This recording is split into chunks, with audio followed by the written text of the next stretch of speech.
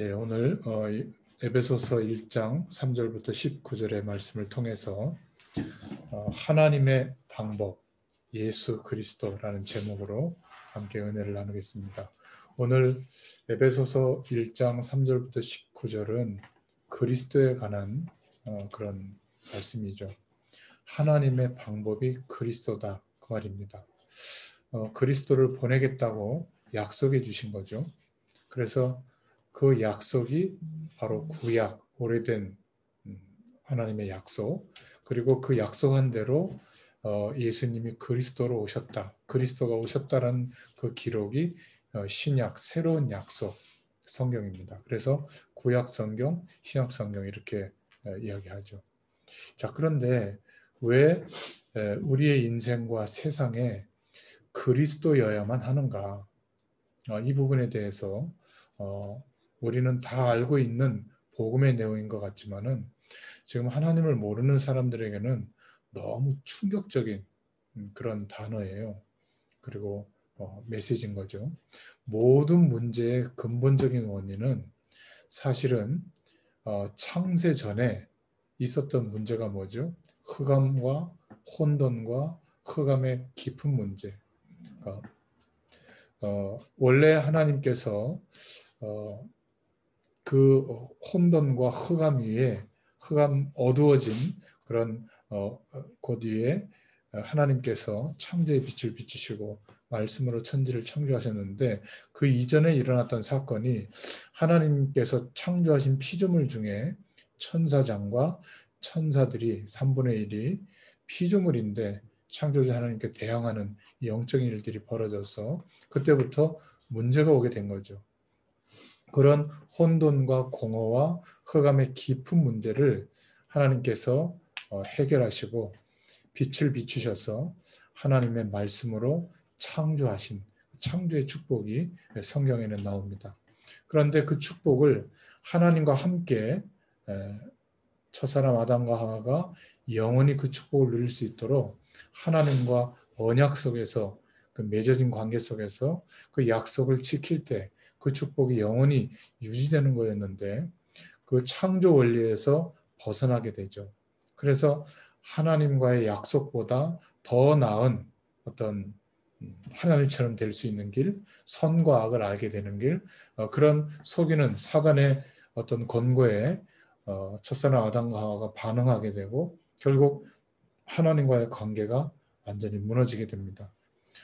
그래서 결국은 나 중심으로 사는 인생이 시작되어졌죠. 원래는 물과 함께 사는 물고기처럼 물 밖에 놓여지는 게 물고기의 모습이 아니라 사실은 물과 함께 있어야 되는 것처럼 인간은 영적인 존재로 창조되어졌기 때문에 영원한 생명을 가지고 영원한 하나님과 함께하는 축복 속에서 살아가야 되거든요.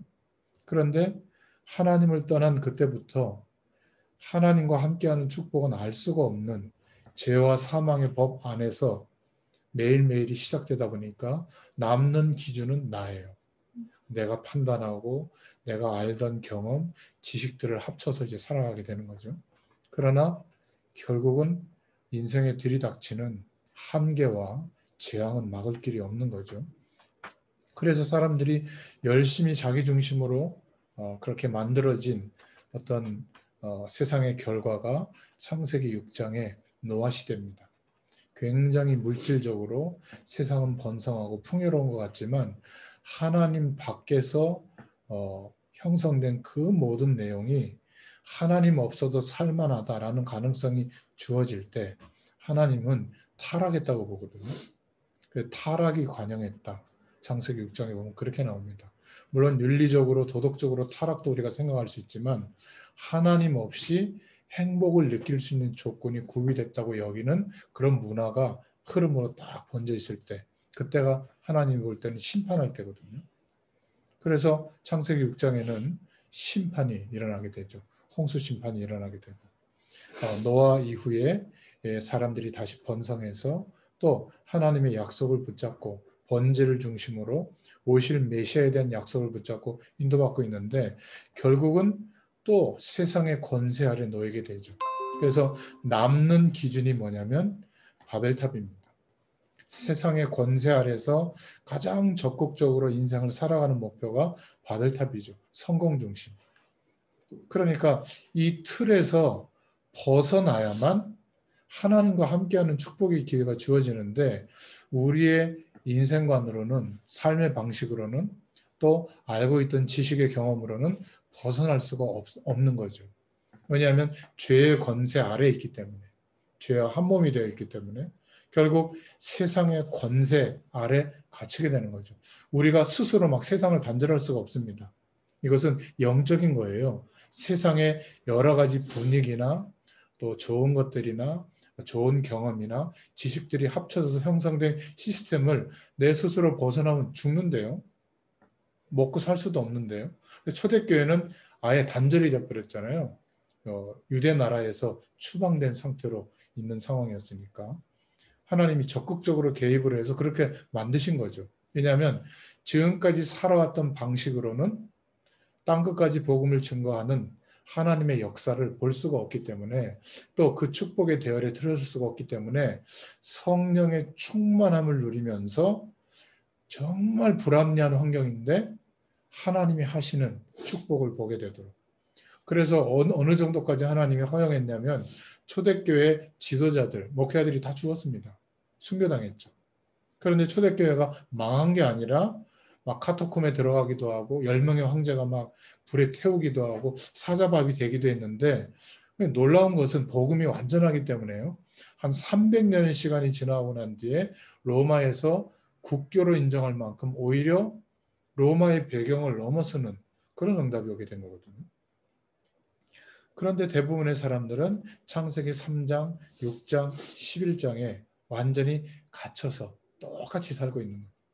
그래서 그 근본 문제를 해결하시려고 다른 길이 없기 때문에 그리스도를 보내시겠다고 약속한 겁니다.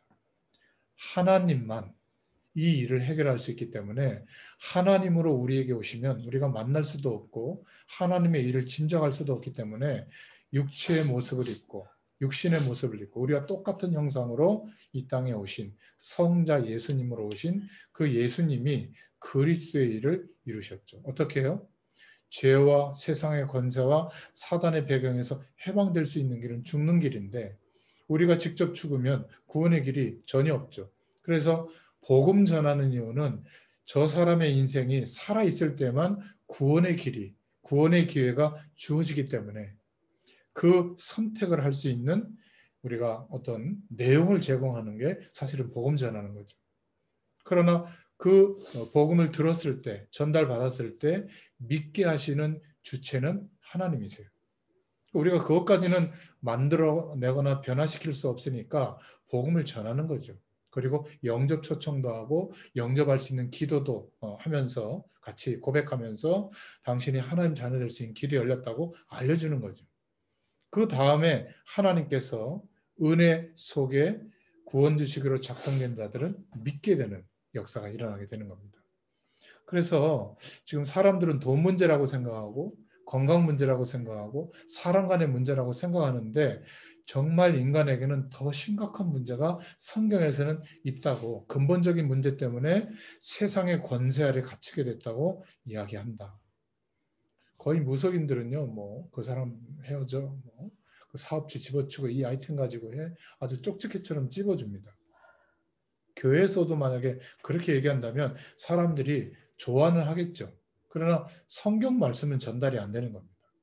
하나님의 방법, 유일한 하나님의 방법은 예수 그리스도입니다. 왜 예수 그리스도여야만 하는가? 왜 예수님을 그리스도로 믿는 믿음이어야만 하는가?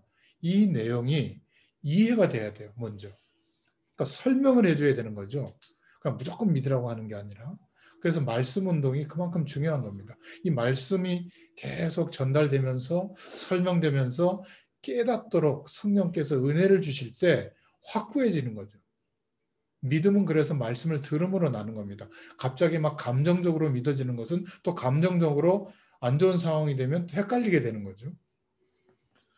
그래서 우리가 어떤 사람을 만나서 힘든 상태에 있는 사람들을 만나서 복음 얘기를 할 때 이 사람들은 이미 세상의 권세 아래서 너무 오래 잡혀있던 사람, 또는 더 적극적으로 얘기하자면 귀신의 영적 세력에 너무 오래 장악되어 있던 상태였기 때문에 이런 영적인 이야기를, 근본적인 이유를, 성경 말씀을 이야기해 주면요, 우리는 그냥 너무 아는 얘기인데 이 사람들은 충격받습니다.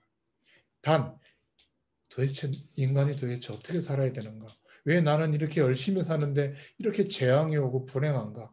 도대체 뭔가 내 힘의, 인생의 어떤 노력 밖에 어떤 답이 필요한데 도대체 그게 뭘까? 이거를 찾아서 막 방황했던 사람들에게 정말 복음의 이 내용을 한번 이야기해 줘 보세요. 충격받습니다.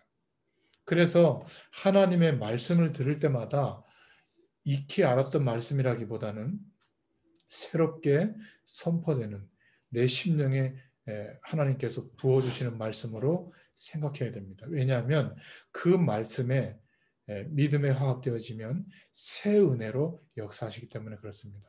하나님의 말씀은 똑같은 말씀인데 새 응답이 계속 오는 게 성경적 응답이죠. 그래서 이 근본적인 문제가 해결이 되지 않으니까 계속 오래된 영적 문제가 합쳐져서 인생에 재앙이 오는 거거든요. 왜냐하면 아무리 우리 힘으로 노력이 안 되니까 인간의 능력 밖에 특별한 기적과 영적 현상이 일어나는 쪽으로 마음을 담고 섬기고 숭배하게 되는 겁니다. 그게 사도행전 13장, 16장, 19절에 말하고 있는 무속, 점술, 우상의 내용이죠. 특히 산업 현장에는 이 산업이 커지면 커질수록 위기가 더 커지기 때문에, 리스크가 더 커지기 때문에 막 샤머니즘 쪽으로 이렇게 마음을 닫는 사람들이 너무나 많아요. 저한테도 물어보는 사람이 있어요. 이 아이템 이거 빚을 내서라도 해야 됩니까? 말아야 됩니까? 그래서 간단하게 얘기했죠. 실패하든 성공하든 하나님은 당신에게 하나님의 축복을 부어주실 수 있다. 사업은 사업답게 하시라. 당신이 지금 이 사업을 했을 때 뭐 손익분기점이 얼마나 오며 리서치를 해가지고 과연 이것이 현장에 얼마나 먹히며 사람들의 수요가 어떠면 상식적으로 통과해서 해도 사업은 될까 말까인데 이걸 뜬구름 잡듯이 하면 되겠냐. 그러나 영적인 부분에 도전하는 것은 믿음으로 도전하는 거다. 그러나 당신이 일을 통해서 성공을 해도 하나님의 축복을 못 누릴 수 있다. 영적인 것은 사업 때문이 아니기 때문에. 그래서 이 사업이 정말 주의 영광으로 하나님께 축복하신 것이라면 끝까지 해라. 성공할 때까지 하면 되지 않겠어요? 하나님의 지혜와 답을 가지고.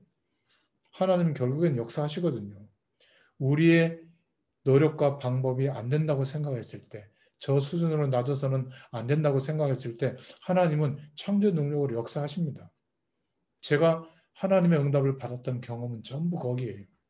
내가 아무리 준비하고 노력해도 그 결과를 가지고 하나님 영광 받으신 적은 한 번도 없어요. 거의 저는 안 됩니다. 저는 너무 모자랍니다. 그래서 손 들고 하나님께 도와달라고 구할 때 거의 7, 80%는 하나님의 역사하심으로 제가 오늘 이 자리까지 오게 된 것 같아요. 저는 이빨 하나 이렇게 빼고 뭐 임플란트 하는 것도 제 힘으로 할 수 있는 상황이 안 돼요. 하나님 좀 너무 이제 힘드니까. 그럼 또 하나님 또 응답해 줘가지고 이빨도 심고 그래요. 하나님 차가 너무 힘듭니다. 너무 이렇게 망가져가지고 이렇게 사고가 날 수도 있고 그런데 제가 집을 담보 잡혀서 할 수도 있어요. 빚 얻어서. 근데 그건 하나님 뜻이 아니라고 보기 때문에 저는 목회자로서 정말 성도들과 현장에서 하나님이 역사하신다고 증인으로 서야 되지 않습니까? 차도 좀 주십시오. 그래 하나님 차 주셨어요. 물론 감동해 주셔서 하나님 헌신할 수 있는 사람들을 통해 가지고. 그러니까 저는 당당하게 말할 수 있거든요. 우리 자녀들 제가 제대로 교육을 시킬 수 있는 여건이 안 되기 때문에 저는 공부 잘하고 못하고를 문제 삼지 않겠습니다. 그러나 하나님이 우리 자녀의 인생을 인도해 주세요. 도울 사람들을 붙여주시고 여러 가지 사회적 경험을 통해서 하나님 바라보는 중심으로 세워주십시오. 근데 비교적 지금까지는 시행착오들은 겪고 있지만 그 중심으로 서가고 있는 것 같아요. 그래서 저는 확실하게 증인으로 말할 수 있는 겁니다. 하나님께서는 정말 우리가 생각하는 그런 영적 현상을 경험하고 기적이 일어나야만 되는 것이 아니라 너무나 오랫동안 하나님의 응답을 못 받고 특정한 영적인 현상에 마음과 생각과 인생이 기대가지고 더 어려움을 겪고 있기 때문에 우리가 정말 이 중심을 가지고 복음을 전달하잖아요. 하나님이 역사할 수 있게 되어 있습니다. 내가 이 사람 때문에, 이 상황 때문에, 이 실수한 것 때문에, 질병 때문에 내 인생이 이렇게 됐다. 정신적으로 너무 어려움 당하는 사람들 보면 너무 오래됐기 때문에 일부러 거짓말이 아니지만 틀린 원인 분석을 해가지고 틀린 기대감을 가지고 있기 때문에 해결이 안 되는 겁니다. 너무 오래된 거죠. 그걸 알게 만들어줘야 되고 알려줘야 되고 드디어 본인이 이것은 사람 문제나 돈 문제나 환경 문제나 질병 문제 때문이 아니구나. 내가 지금 영적으로 하나님께 속할 수 없는 상태에 있었구나. 거듭나지 못했구나. 생명의 축복이 내게 이루어져야 되는데 그 생명의 축복과 연결될 수 있는 상태가 아니구나. 이게 이해되어지잖아요. 빠져나옵니다. 하나님 역사해 주세요. 그래서 영적인 힘을 가지고 그때부터 오래 합쳐진 영적인 문제들과 이제 기도하면서 예배드리면서 싸우게 되죠. 얼마 지나지 않아서 그 사람은 오히려 더 충만한 사람으로 바뀌어집니다. 왜냐하면 영적인 진짜 이유를 알거든요. 이런 사명을 하나님이 저와 여러분들에게 부어주신 줄로 믿습니다. 특별히 산업 현장에 너무 많이 방황을 하고 있기 때문에 그 말은 앞으로 오는 응답도 오래된 문제만큼 더 큰 응답을 하나님이 우리에게 허락해 주시는 줄로 믿습니다. 결국 이런 중요한 문제들을 이해하지 못하고 있기 때문에 운명처럼 개인에게 멸망받는 6가지 불신자들이 겪고 있는 상태가 들이닥치게 되는 거죠. 출생 자체가 인생의 존재 자체가 영적으로 하나님께 속할 수 없는 상태로 출생하게 되고요. 그러니까 결국은 영적인 어려움이 계속 오는데 눈에 보이는 문제라고만 생각하는 이런 안타까운 모습으로 살아가는 겁니다. 결국은 완전히 정신이 무너질 정도로 삶에 너무 수고하고 무거운 짐에 짓눌리게 되죠. 그래서 오래된 인생의 시간이 합쳐져서 여러 가지 문제가 합쳐져서 이제는 어떻게 됩니까? 완전히 육신적으로 무너지게 되는 그런 순간이 옵니다. 이때는 너무 절망의 상태가 오죠. 인생을 끝내면 끝납니까? 아니죠. 영원한 또 내세의 시간이 기다리고 있고요. 결국 후손들에게까지 이 영적인 어려움이 대물림됩니다. 이런 축복이 전달이 되어져서 이런 축복의 말씀이 해방될 수 있는 말씀이 전달되어지면 내가 이렇게 멸망의 상태에 있었구나.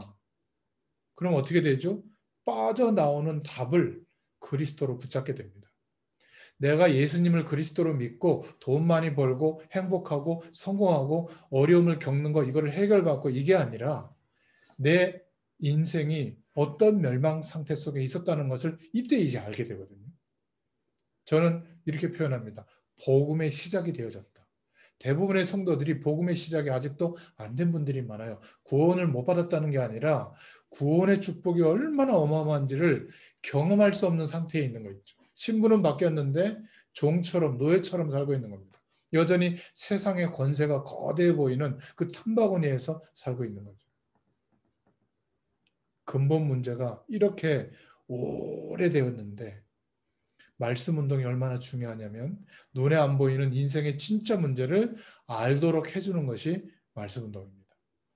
그러면요, 세상의 권세 아래 좋은 것들 우리가 열심히 노력하면 하나님의 영광이 드러내도록 할 수 있는 좋은 것들이 있거든요. 그런 것들은 전부 답이 되고 하나님의 축복이 드러나는 어떤 증인의 길에 도구가 될 줄로 믿습니다. 이것을 알게 해주는 것이 말씀 운동이다. 그래서 저와 여러분들의 현장에 이런 축복이 시작될 수 있도록 계속 기도하시길 바랍니다. 하나님 역사해 주실 거예요. 그래서 두 번째로 하나님의 방법, 예수 그리스도, 왜 그리스도여야 되는가? 이것이 우리가 정말 깨닫고 믿게 됐다면 그러면 예수 그리스도의 직무가 무엇인가? 요한복음 19장 30절에 보면 예수님이 십자가에서 죽으실 때 어떻게 말씀하셨죠? 다 이루었다고 말씀하시죠. 무엇이 이루어졌는가? 데오빌러 내가 먼저 쓴 글에는 사도행전 1장 1절에 보면 누가복음에 도대체 예수님께서 그리스도의 일, 무슨 일을 하셨는가? 인생의 12가지 근본적인 문제가 오래되었다는 것을 알게 됐을 때 그러면 이제 그리스도가 누구신지 그리스도의 직무가 무엇인지를 정말 알게 되고 믿게 됩니다. 더 중요한 건 아는 게 문제가 아니라 왕 대신 그리스도의 축복이 우리에게 이루어졌구나. 사단의 권세를 꺾으신 왕. 이 복음의 내용은 익히 알고 있는 사람들이 많죠. 하나님의 아들이 오신 것은 마귀의 일을 멸하려 하심이라. 그런데 우리에게 적용되는 것이 중요하잖아요.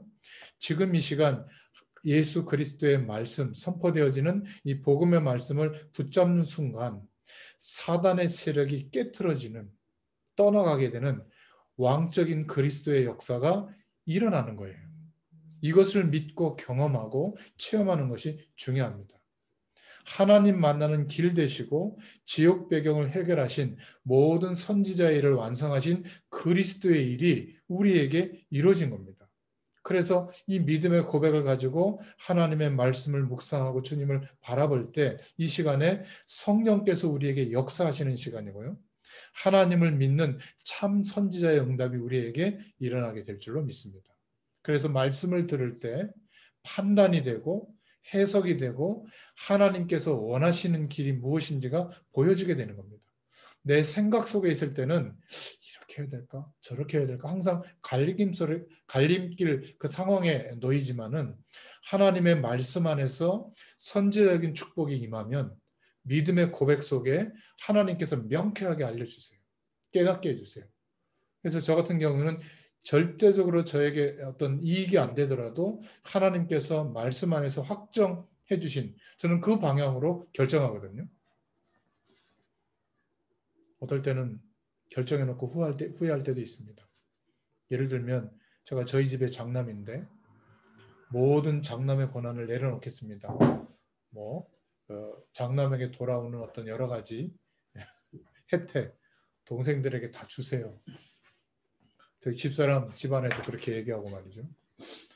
그래서 동생들이나 우리 집사람 오빠는 혜택을 좀 많이 보는데 약간 좀 삶이 좀 이렇게 힘들 때가 있잖아요. 그때는 후회되기도 해요. 그때 제가 뭐라고 그랬냐면 주의 종은 하나님이 책임지니까 저는 그냥 하나님께서 공급하시는 걸로 사는 것을 보여드리겠습니다 하고 너무 당당하게 얘기했거든요. 그래서 힘들 때 도와달라는 얘기를 못해요. 자존심이 상해가지고. 근데 그 믿음의 고백을 했는데 항상 좋지는 않고 조금 후회될 때도 있습니다. 근데 지금까지 제가 밥을 굶어서 죽게 되는 상황도 없었고요. 병들어서 죽게 되는 상황도 없었고요. 비교적 내가 복음 전하는데 어떤 차비가 없어서 멈춘 적도 없고 하나님이 정말 저는 인도해 주셨어요. 제가 이렇게 지금 가짜 이빨을 끼고 있는데 이걸 빼고 양치질 할 때 보면 연고가 따로 없다 싶은데 어쩌면 이렇게 이 치아 하나도 하나님께서 응답하시는가 참 이런 걸 보면 너무 감사하고요. 그러니까 참 저는 지금까지 이렇게 와보면 목회자라서가 아니라 저의 모든 이 믿음의 근간이 하나님께서 역사해 주셔서 함께하는 또 현장에서 전혀 어떤 분은 저와 상관도 없는데 제가 이렇게 1년에 한 두세 차례씩 이렇게 현장에 있는 목회자들 한 대여섯 명과 같이 미래를 두고 만나는 그런 모임을 하거든요. 만남을 1박 2일, 2박 3일 할 때도 있고 어떤 데는 제주도 가서 할 때도 있고 이분들이 다 어려워요. 개척해서 지금 겨우겨우 이렇게 인도받는 분들도 있고 그래서 항상 좀 이렇게 제가 또 큰 소리 치거든요. 하나님이 말이야 우리 만남이 중요하면 하나님 주시지 않겠냐. 근데 신기하게도요. 제가 어떻게 그런 생각을 갖고 있는데 저희가 이렇게 목회자들 중에 이렇게 누가 이렇게 그걸 뭐라 그러지? 사진 같은 거 올리는 SNS, 페이스북인가 인스타인가 그런 거 이제 올렸나 봐. 근데 저하고 연결돼 있던 어떤 사용자가 그거를 보고 지금 거기 왜 가신 거예요? 그 문자를 올린 거예요. 그래서 이러저러해서 목사님 몇 명 갔다 그러니까 저한테 보내준 거예요. 그래가지고 또 큰 소리 치면서 이렇게 하나님 역사해 줬다고 막 그러니까 1년에 한두 차례 만나는 시간을 막 기대하더라고요. 그 목사님들이. 얼마나 감사합니까? 그죠? 그러니까 이것뿐만이 아니라 또 어떨 때는 정말 어렵게 현장에서 정말 복음을 해서 사는 평신도들도 있거든요. 정말 내가 돕고 싶은데 도울 수 있는 상황이 안 돼요. 근데 하나님께 기도하면 또 하나님이 문을 열어주세요. 여러분들은 어떻게 이 산업에서 인도받는지 모르겠는데 산업도 똑같다고 보셔야 돼요. 우리는 너무 세상의 권세 아래에서 익숙하게 살아오다 보니까 돈, 방법, 마케팅, 이익이 돌아오는 구조 뻔히 알잖아요. 근데 그 구조 속에 있으면 세상의 권세 아래 갇힙니다. 하나님의 영광이 드러날 일이 없죠. 잘 된들, 실패한들.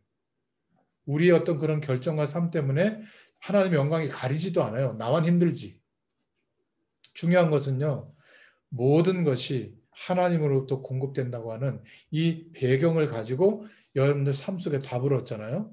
너무나 많은 산업인들을 도울 수 있는 증인으로 서게 될 줄로 믿습니다. 그래서 지금 이 언약을 붙잡는 순간에 재앙이 무너지는 참 제사장 되신 그리스도의 축복이 우리에게 일어나게 될 줄로 믿습니다. 이때부터 우리 주위에 일어났던 문제들 하나도 걱정할 필요가 없습니다. 우리가 혹시 말씀으로 전달하는 사람이 있다면 그 사람에게도 전달이 될 거예요. 시간이 지나고 나면 그 어려웠던 그런 내용들이 그게 응답이 되어 있다는 것을 보게 될 줄로 믿습니다. 이게 복음 가진 자와 안 가진 자의 궁극적인 차이예요. 제가 감리교단에서 목사 안수를 받고 이렇게 지금은 장로교단에 와 있지만은 저와 같이 이렇게 신학을 했고 목사 안수 받았던 친구들이 다 목회를 잘해요. 근데 그 친구들이 저를 볼 때 좀 왜 그런 선택을 했냐. 뭐 전도 좋다. 복음 좋다. 이 교단에서 하면 되지. 왜 그러냐. 그런 친구들도 있었거든요. 그때는 좀 마음이 좀 씁쓸하더라고요. 그리고 한 아무리 현장에서 복음 운동을 해도 제 여건이 그렇게 획기적으로 나아지는 게 없거든요. 근데 그 친구들은 뭐 이렇게 획기적으로 나아지는 친구들도 몇 명이 있고 안 만나요 이제는 기분이 안 좋아서. 근데 어떤 그런 환경이나 조건은 여전히 비슷한데 제 마음속에 지금 이렇게 누리고 있고 제가 현장에서 하나님이 주시는 응답을 보고 있는 것은 너무 감사한 것 같아요. 전 유일한 응답이라고 보거든요. 그러니까 감히 아무 조건과 조직과 배경도 없는데 하나님이 세계 복음화할 약속이 저에게 이제 보여주셨는데 그 약속이 믿어지는 거예요. 이루어질 것이 믿어지니까 얼마나 단순해지는지 아세요? 그래서 하나님이 하실 거니까 다 준비해 놨으니까 저는 제게 문 열어주신 현장에 가서 말씀 신부로만 하면 이루어진다라는 거예요. 그 얼마나 단순합니까? 제가 예전에는 막 이렇게 주판알도 많이 굴려보고 말이죠. 어떻게 해야 될까 막 계획도 세워보고. 근데 그게요. 너무 어마어마한 하나님의 계획이니까 도저히 할 수가 없는 거예요. 근데 어느 날 하나님이 하실 것을 믿게 된 겁니다. 신기한 것은요. 제가 노력할 때보다 훨씬 그 하나님의 언약들이 이루어지는 것이 가시화되고 있는 것을 보고 있습니다. 여러분, 구원 못 받은 사람은 큰 문제 없으면 자살해 버립니다. 그러나 구원받은 하나님의 사람들은 그때가 기도할 때고 영적인 축복을 누릴 도전할 기회가 되는 줄로 믿습니다. 이렇게 차이가 나는 거예요. 더 큰 문제가 그 현장의 사람들에게 있는데 뭐냐면 구원 못 받고 있는 사람은 지금 사실은 사단에게 속한 좀 말이 이상하지만 마귀의 자녀 이런 신분으로 있는 거 아니겠어요? 그러니까 문제가 와버리면 완전히 망해버립니다. 하나님의 자녀는 문제가 왔는데도 안 망해요. 영적으로 완전히 끝나지 않습니다. 그래서 복음은 완전한 거예요. 한번 모세를 생각해 보세요. 80년을 예? 왕궁에서 40년 동안 얼마나 괴로웠겠습니까? 광야에서 40년 동안 얼마나 비참했겠어요? 또 민족을 이끌고 가나안으로 가는데 40년 동안 어떻게 했습니까? 아무도 안 따랐거든요. 여호수아 갈렙 외에는. 항상 원망하고 불신앙하고 불평하고 얼마나 어렵겠어요. 아무 조건도 없는데 하나님의 능력으로만 인도받아야 되는데 말이죠. 결국 모세는 승리하게 됐죠. 비록 모세가 신처럼 여길까 봐 가나안 땅에는 들어가도록 하나님이 허락하지 않았지만은 그 모세를 통해서 여호수아와 갈렙이라고 하는 믿음의 사람들이 세워졌잖아요. 2명 세워진 겁니다. 그 대단한 모세도 2명 세웠는데 어떻게 됐죠? 가나안이 정복되는 일이 일어나잖아요. 우리는 자꾸 복음 운동을 세상의 권세 아래서 생각으로 많은 조직과 시스템과 돈을 가지고 한다고 생각하거든요. 물론 상식의 영역에서는 필요합니다. 그러나 영적으로 보면 하나님이 가난하고 부족한 우리가 그렇게 도와드려야 되는데 그렇지 않더라고요. 산업 현장에 있기 때문에 조금 이렇게 뭐라고 그럴까요? 이렇게 실제적이지 않은 얘기가 될 수 있을지 몰라도 이 영적인 부분이 정말 공감이 돼야 믿음으로 고백이 돼야 우리의 산업이 하나님의 역사와 만나게 돼요. 그런 은혜를 우리에게 주실 줄로 믿습니다. 그래서 오늘 말씀 붙잡고 기도할 때 어떤 일이 벌어지죠? 완전히 사단의 배경이 무너지는 겁니다. 나의 인생과 산업 현장에. 그리고 하나님의 자녀에게 반드시 성령께서 역사하십니다. 그 결과 모든 재앙이 무너지게 되어 있거든요. 특히 그리스도로 말미암아 참 선지자 되신 축복이 이루어지죠. 이 말은 하나님을 만나는 길이 되기 때문에 우리 앞에 있는 하나님과 가로막혀 있던 모든 담들이 다 무너지게 될 줄로 믿습니다. 자, 그렇다면 세 번째로 우리가 봐야 될 것이 있죠. 이 복음의 역사와 흐름이 구원의 역사가 어떻게 우리에게까지 흘러왔는가? 성경은 어떤 말씀을 중심으로 우리에게 말씀하고 있는가? 그 첫 번째가 뭐죠? 흑암, 혼돈, 공허, 창세전에 이 어두움 가운데 하나님이 빛을 비추셔서 창세기 1장 3절에 이 창조의 빛으로 하나님의 축복이 우리에게 드러났죠. 그런데 어떤 문제가 생겼죠? 하나님을 떠나는 문제가 생긴 겁니다. 그래서 하나님께서는 창세기 3장에 일어났던 가장 중요한 사건을 해결하시려고 창세기 3장 15절에 여인의 후손을 말씀하신 겁니다. 뱀의 머리가 깨어질 것이다. 그리스도께서 사단의 권세를 깨트리실 것이다. 세상의 권세에서 해방되는 길을 열어주실 것이다. 이게 복음의 흐름이 전달되는 핵심이죠. 그런데 불구하고 세상은 하나님 없이 살아갈 수 있다라고 하는 네피림 시대의 창세기 6장에 갇히니까 노아를 통해서 방주를 만들게 하고 방주 안에 들어오면 산다. 이거를 창세기 6장 14절에 말씀하고 있는 겁니다. 어떤 의미죠? 지금 밖에는 홍수 때문에 심판받아서 다 죽는데 방주 안에 들어오면 누구든지 홍수 때문에 그 심판 때문에 살아나게 되는 겁니다. 우리가 세상 가운데 엄청난 문제 가운데 사람들이 죽어나가지만 그리스도 안에서는 세상의 문제 때문에 하나님이 역사하셔서 승리하게 되는 거예요. 산업 현장에 수많은 일들이 있지만 그 문제를 통해서 우리는 승리하게 될 줄로 믿습니다. 이게 복음적인 기대감이고 소망이에요. 창세기 11장에도 결국은 전부 다 성공 중심으로 살아가는데 바벨탑은 무너지는 거죠. 바벨탑은 답이 아닙니다.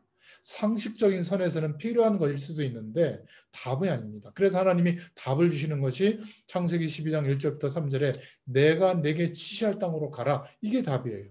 언약이 이루어질 땅, 가나안 땅, 언약 성취의 땅으로 가라. 서울로 가라 이러면 될 텐데 내가 내게 지시할 땅으로 가라. 이게 어딘지 알 수가 없잖아요. 지금 오늘 이 시대에도 마찬가지입니다. 너 이런 일을 해. 그러면 될 텐데 지금도 똑같아요. 그리스도 붙잡아라.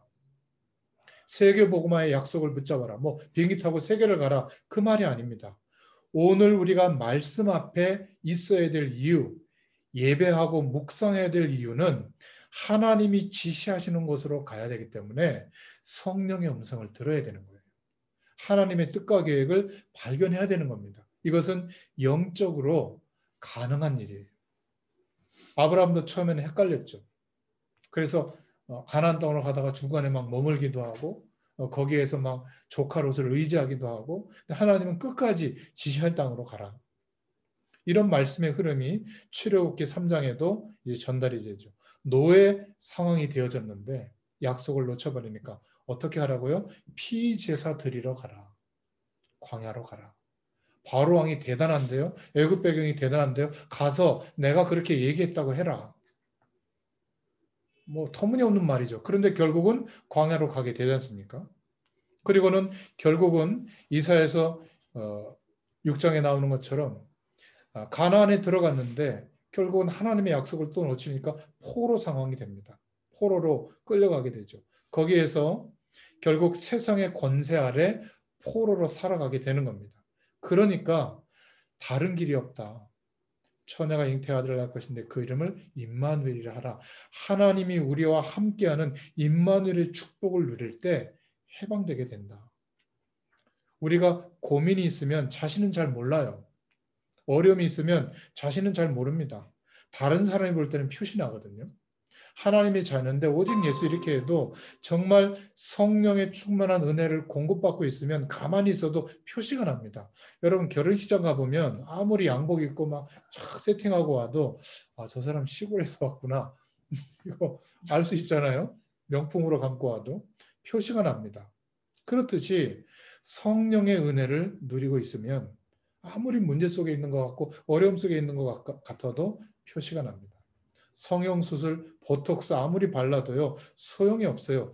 우리의 안이 편안하지 않으면 뭔가 겉으로 그 사람의 인생으로 나타나게 되어 있거든요. 그래서 복음의 영향력은 감출 수가 없는 거예요. 그래서 전도는 쉬운 겁니다. 성령의 역사는 그 길을 따라 역사하게 되는 거거든요.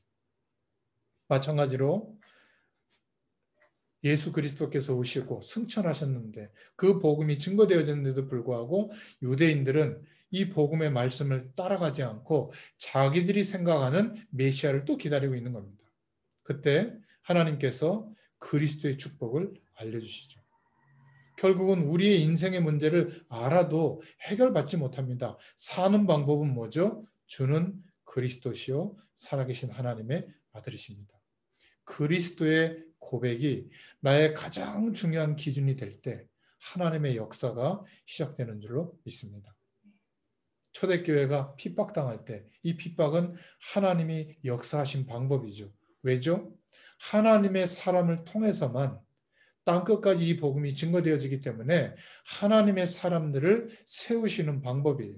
그래서 사도행전 1장 1절, 3절, 8절로 대표되는 그리스도 하나님의 나라 오직 성령으로 끝을 낼 수 있는 사람. 그냥 말씀 붙잡고 우리는 기다리면 됩니다. 제일 바보 같은 사람이 뭐냐면 세상에서 열심히 일하는데 말씀 놓치고 사는 사람이에요. 하나님 자녀인데 혹시 성공할 수 있습니다. 그러나 그 성공에 하나님이 주시는 응답은 없어요. 오히려 성공이 자기에게 어떻게 되죠? 어마어마한 문제의 시작이 되는 통로가 됩니다. 좋은 학교 졸업했는데 응답이 없어요. 하나님의 응답이 없어요. 승진하고 사회에서 굉장한 자리에 앉았는데도 응답이 없어요. 하나님의 영광이 드러나지 않아요. 그것처럼 비참한 게 없죠. 하나님의 자녀는. 우리는 지금 하나님의 영광이 드러나는 하나님이 주시는 응답과 우리의 인생이 연결되어지는 축복을 주시는 줄로 믿습니다. 결론적으로 나의 복음이 체험되어야 될 줄로 믿습니다. 누군가에 들려져서 은혜 받는 거 있지만 이제는 나의 복음 어떻게 체험하죠? 나의 것을 체험하지 말고 하나님의 것을 체험하자. 나의 힘은 한계가 있지만 나의 힘 말고 사람의 능력 말고 하나님의 능력을 체험하는 것. 그래서 하루에 한 번 이상 깊이 내가 지금 겪고 있는 어려움이나 문제가 생각나지 않을 정도로 깊이 하나님을 바라보는 시간, 말씀을 깊이 생각하는 시간, 이런 기도의 상태가 유지되잖아요. 한 달만 유지돼도 24시간 하나님과 동행하게 돼요. 하나님이 그 은혜를 주십니다. 그러면 그때야 비로소 창조의 능력으로 우리가 알 수 없었던 하나님이 내 현실과 인생 속에 준비해 두신 역사하시려고 하는 주권적인 역사가 보입니다. 그러니까 그 길로 선택하고 나아가게 되는 거죠. 그 전까지는 항상 갈등의 연속이에요. 이래야 될까 저래야 될까. 그러나 명확해요. 그때부터는. 하나님의 능력을 체험하는 것. 과학도 필요하고 지식도 필요하지만 하나님의 은혜를 체험해야 될 줄로 믿습니다. 과학자에게도 하나님의 은혜가 필요해요. 그 사람의 인생에. 돈 많이 가진 사람에게도 하나님의 능력이 필요합니다. 하나님이 함께해야 그게 축복이죠. 안 그러면요, 재앙의 원천이 됩니다. 하나님의 방법, 그래서 그리스도인 줄로 믿습니다. 저는 솔직히 이 그리스도의 축복을 조금 알고 난 뒤에 그렇게 막 궁금하고 이해 안 되는 게 별로 없어졌어요. 또 정말 잘 모를 때는 그냥 지나갑니다. 하나님이 모르도록 하는 거구나 이렇게 생각하고 지나갑니다. 예전에는 막 알고 싶고 막 궁금해가지고 막 발버둥 쳤는데 지나가요. 지나가 보면 아, 몰라도 되는 거였구나. 오히려 내가 알았더라면 함정에 빠질 뻔했구나. 이런 경우도 많고요. 그러니까 사람 쳐다보고 별 오해할 것도 없습니다. 오해할 게 뭐가 있겠어요. 저 사람은 파란색이고 이 사람은 빨간색이고 저 사람은 저런 어떤 인생관을 가지고 살고 있고 막 적개심을 가질 필요도 없고요. 나한테 불이익을 주면 뭐 조금 감내하고 뭐 그 정도면 되는 거지. 그렇지 않습니까? 오해할 것도 없습니다. 사람 뭐 뻔한 거 아니겠어요? 복음 밖에 있는 사람들. 어떤 사람은 막 응답을 받았다고 막 좋아서 날뛰는데 그렇게 뭐 좋아할 것도 없어요. 왜냐하면 인생의 시기가 지나가면 지나갈수록 더 좋은 하나님의 축복을 알게 되거든요. 제가 처음 막 합숙 때 1차 합숙 갔다 오고 나서 그리스도를 막 이렇게 깨닫고 나서 막 흥분해가지고 막 복음 전했을 때 하고 지금하고 어마어마한 차이가 있어요. 오히려 그때는 제가 너무 편협하기도 하고 너무 작은 것을 극대화해가지고 막 이렇게 허풍 떨듯이 얘기한 게 너무 많거든요. 막 부끄럽기도 하고 그래요. 너무 하나님이 응답 주실 텐데 그것 때문에 또 막 이렇게 흥분하지 마시고요. 하나님은 계속 더 큰 응답으로 역사하십니다.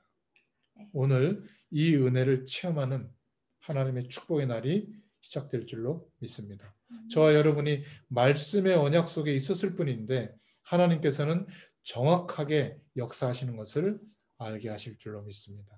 여러분, 하나님의 유일한 방법, 한 가지 방법, 예수 그리스도의 축복이 우리에게 임한 줄로 믿습니다. 이 은혜를 최고로 누리는 또 한 주간 되시기를 축원드립니다. 하나님 감사합니다. 그리스도 안에 있는 저희들에게 하나님의 방법이 무엇인지를 성령께서 조명해 주셔서 감사합니다.